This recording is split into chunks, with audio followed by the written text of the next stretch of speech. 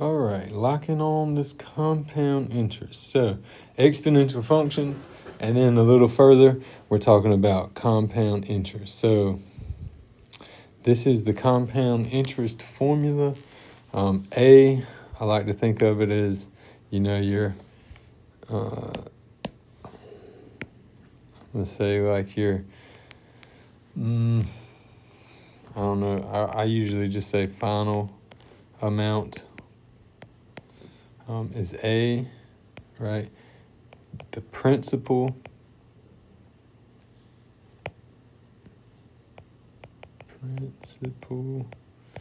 right, is P. That's like your initial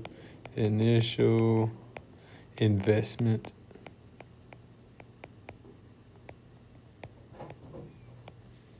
All right, R is your rate as a decimal. N is the number of times it's compounded in 1 year. All right, that 1 year. In 1 year is pretty important. And then T is the time in years.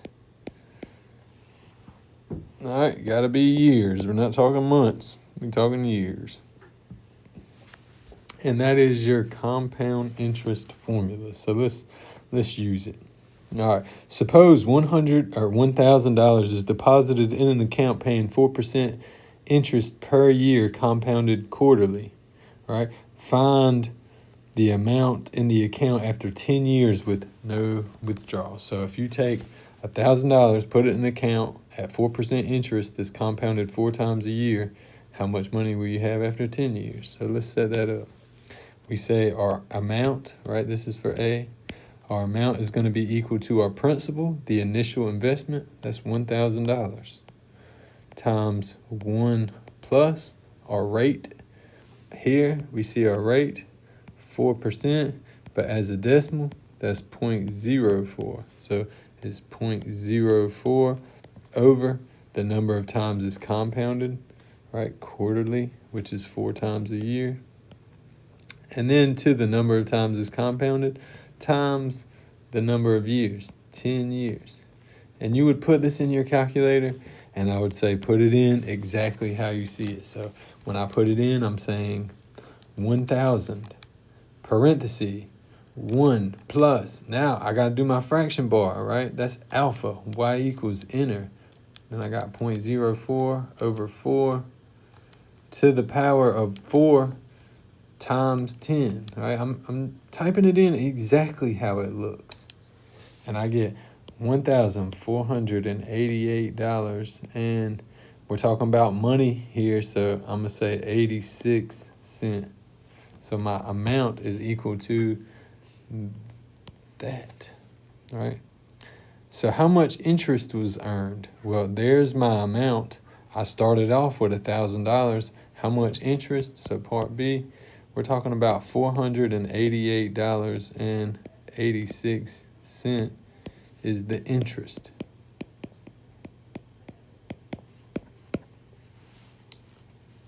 All right.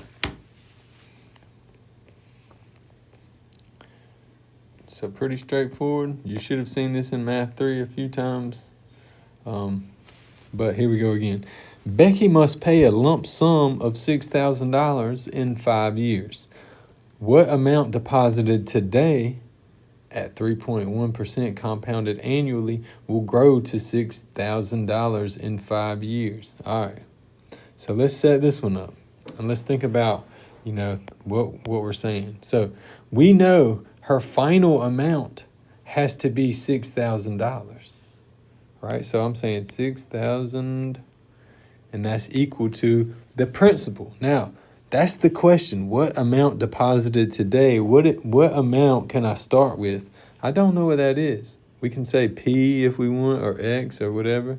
And then I'm saying times 1 plus my rate is 3.1, which would be 0.031 divided by, now it says compounded annually. That means n is equal to 1. That's 1. And then to the 1 times 5 years. All right. So, how to do this one? Well, everything in here, that's just some number. This is really just P times some number equals 6,000. So I would just take both sides and divide it by that number. Well, maybe it's best if I figure out what that number is first, so it doesn't seem as complicated. But, I mean, really, let's just simplify 1.031 to the 5th power, right? You can put that in your calculator if you want, but it's still going to be that. And we can just divide both sides by 1.031 to the 5th power. 1.031 to the 5th power. It cancels out on this side, and I have P is equal to, and then what is 6,000? Fraction bar. Alpha, y equals n, right? 6,000, and then I got 1.031 to the 5th power. That means I got 5,150 and 60 cents. So about 60 cents. So if she deposited $5,150.60 in 5 years, compounded at this low interest rate, which is not so great, but she wouldn't have to spend $6,000. She could save herself, $849.40, which, hey, that wouldn't be a bad thing right there. Wouldn't be great either, but whatever. If only $5,000 is available to deposit now, what annual interest rate is necessary for the salary to increase to $6,000 in 5 years? All right, so now we got part B. Let's see. Nope. All right, I'm going to erase this.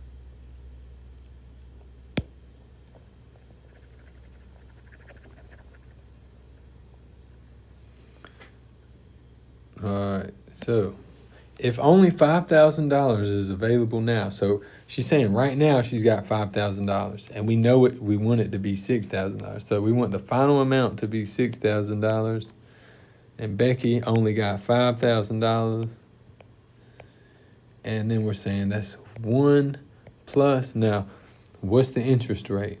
That's what we don't know. Now we know it's going to be divided by 1. It's compounded annually, and then we're saying to the 1 times 5, right? So we going a little further, and we're saying this is 5,000 times 1 plus r to the 5th power equals 6,000. All right. Well, I'm trying to solve for r. The goal is to figure out what r is, so I can divide both sides by 5,000 to begin with. 5,000, and I can, hey, this is just 6 over 5 equals, now this is 1 plus r to the 5th. Well, I want to get the r by itself, but I can't do that when it's locked up with the 5, right? The 5th power. So I got to do the opposite of the 5th power, and I got to do the 5th root. So now we got, that cancels, and I got the 5th root of 6 over 5 is equal to 1 plus r. Well, now I subtract 1. So the answer, the 5th root of 6 over 5, whatever that is, I take away 1 from that, and that equals r. So we put it in a calculator the exact same way we see it. I'm going to the math button. I'm going to the 5th one down, and that's gives me an ability to put in a 5th root. I'm saying alpha y equals enter, so I can do that fraction bar and saying 6 over 5. I'm typing in exactly how I see it.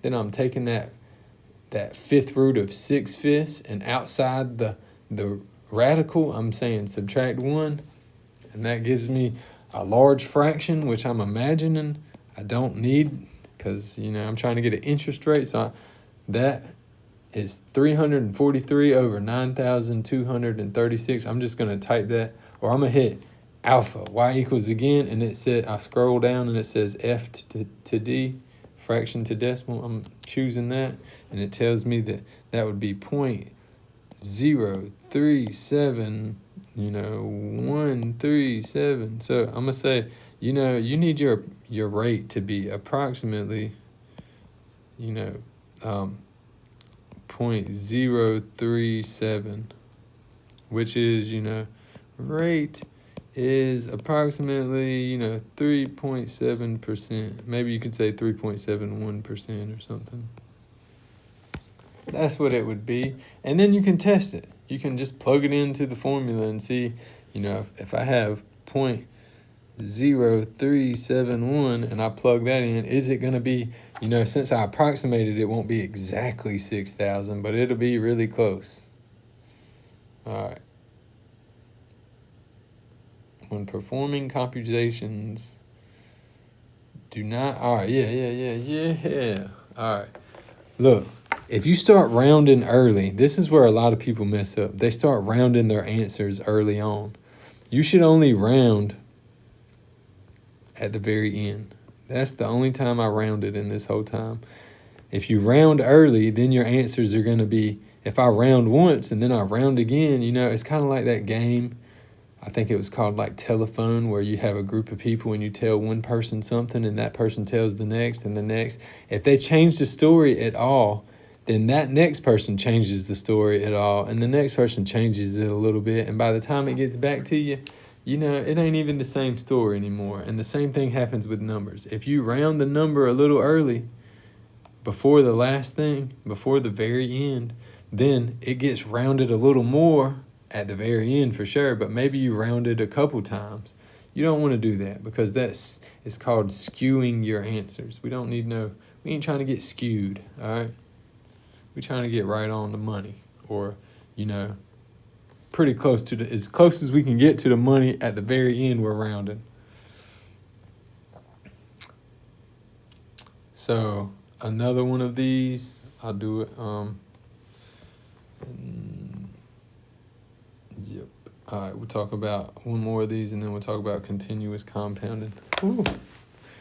All right. Find the present value that will grow to $25,000 if the interest is 3.2% compounded quarterly for 11 quarters. Compounded quarterly for 11 quarters. Oh. All right, let's think about this.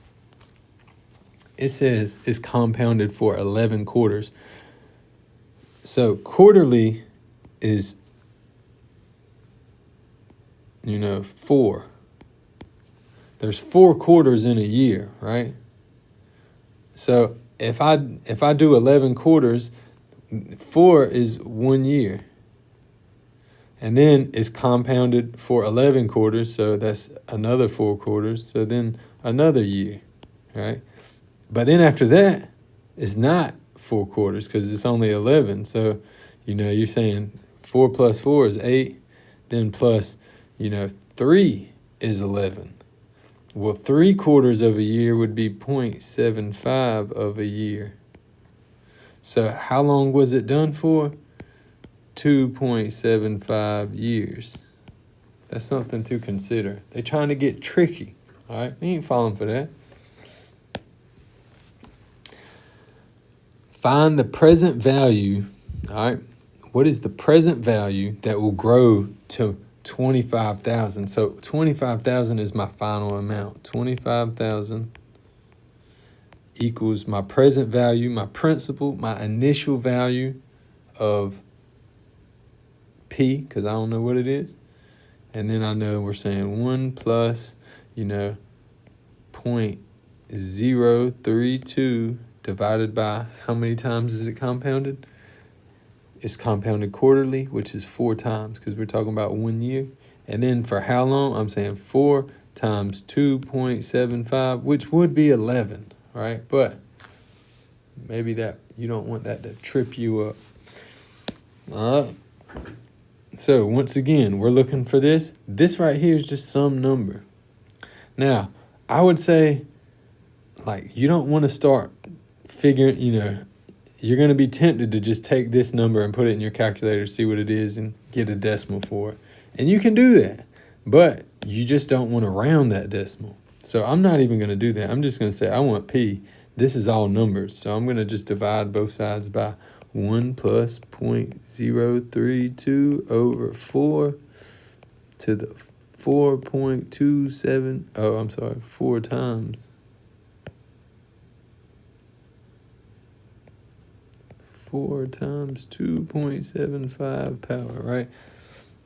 1 plus 0.032 divided by 4 to the 4 times 2.75 power. That cancels out on this side, and I have P equals. Now on this side, you got to put it in your calculator exactly how you see it, right? You put it in some other way, you messing with fire, bro. You about to get burned. So alpha, y equals enter, creates that fraction bar. In the numerator, I got 25,000.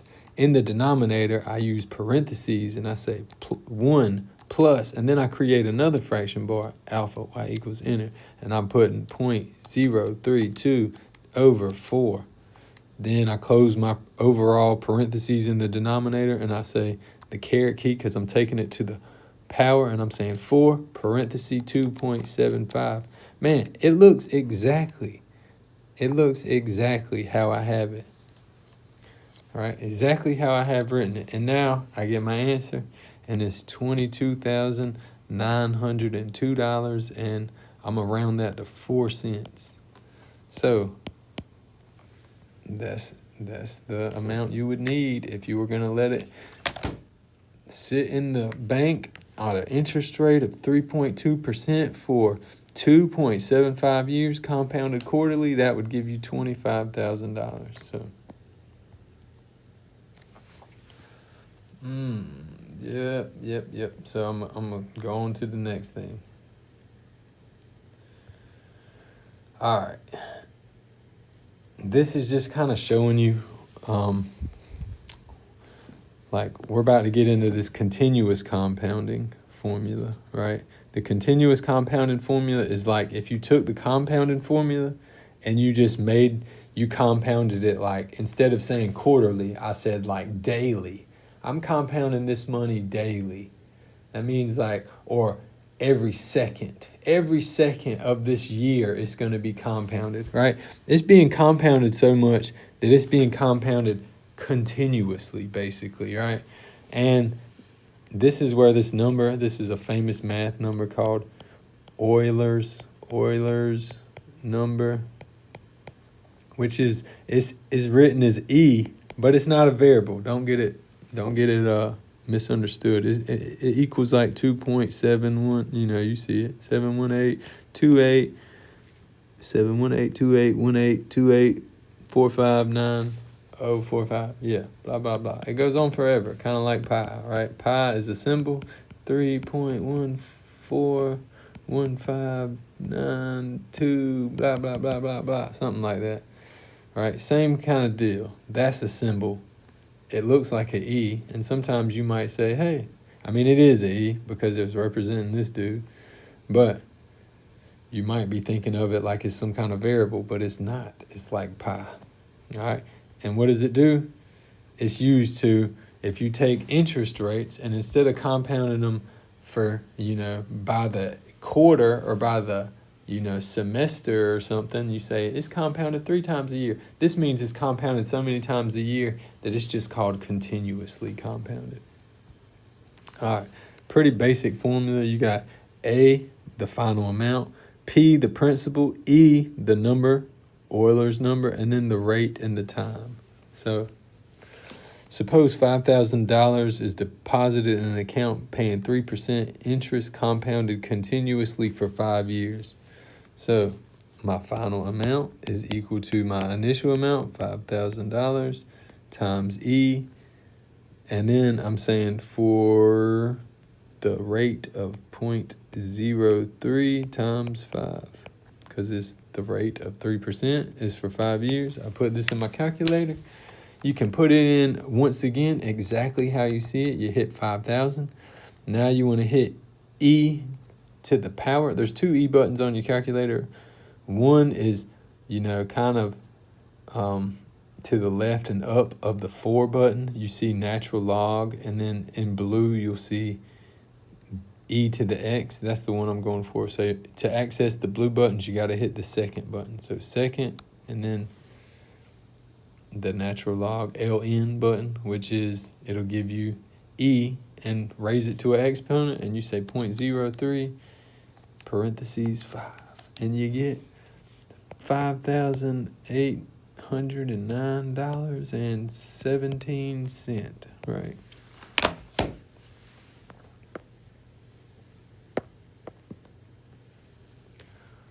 All right, we're almost done here. So find the future value. All right, find the future value and interest earned if this money was invested for 9 years at 3%. We got one model where it's compounded continuously and one model where it's compounded semi-annually. So semi-annually means twice a year. So this is compounded. This is my this is my compound formula, compound interest formula. So I'm saying A, the final amount is equal to $8,906.54 times 1 plus my investment is at 0.03 divided by 2, because that's N equals 2, right? Twice a year means N is equal to 2.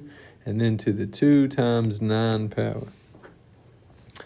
Now, the continuous compounding formula, a little bit different.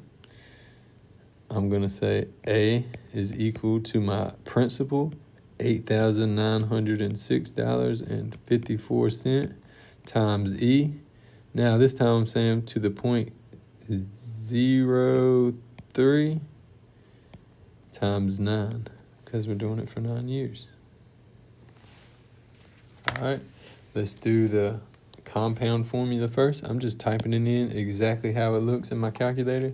That's $8,906.54. I'm hitting parentheses. I'm saying 1 plus. I got to use my fraction bar, alpha, y equals, enter, right? 0.03 in the numerator, 2 in the denominator. I close my parentheses and raise it to the 2 times 9. I literally typed it in exactly how it looks. That's why I know I don't need to check it, right? It's successful. $11,643, and we're going to round that to 88 cents. So that's how much money you get when it's compounded twice a year.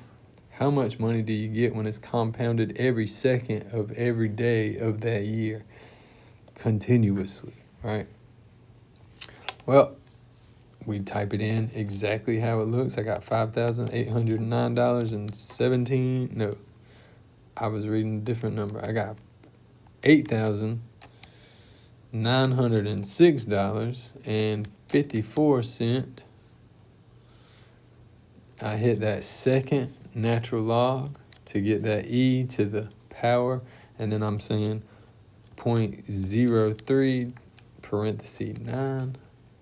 It's typed in my calculator exactly how it looks, and I get A is equal to $11,667.25. So you get a better deal. It doesn't change things a whole lot, but it is a better deal. And what is the interest? Find the final value in the interest earned. Well, to find the interest, you subtract, right? You take the final amount and subtract how much money you invested, and you get the interest. I'm not going to do that because I'm sure you can do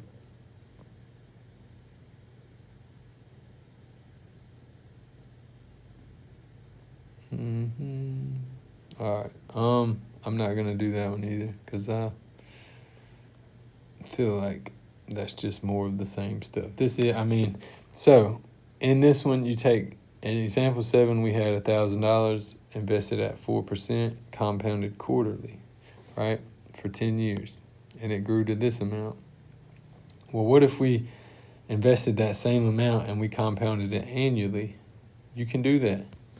What about semi-annually, twice a year? What about monthly? What about daily? What about continuously? If you do that over and over, like you'll see that annually you make the, when you compound, annually, you get, a number that's pretty close to quarterly, right? Or let me say semi-annually. Semi-annually.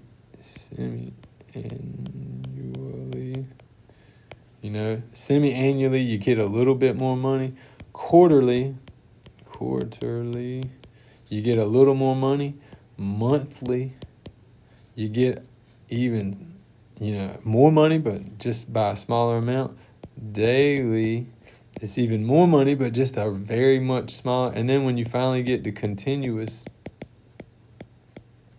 it's about the same as daily, just slightly more. So all these numbers are pretty close. You have, this number, which will be the smallest, and then it gets slightly larger and slightly larger and slightly larger and slightly larger and slightly larger. But the way it increases is, smaller and smaller and smaller each time. Feel free to go about it and see what I'm talking about. But I'm not going to work it all out because it would take a good long while to show you what I just told you. Basically, you'll see how these, like this is basically the same as continuous, but continuous might be a couple, dollars or cents more. All right. That's everything you need to know about exponential functions.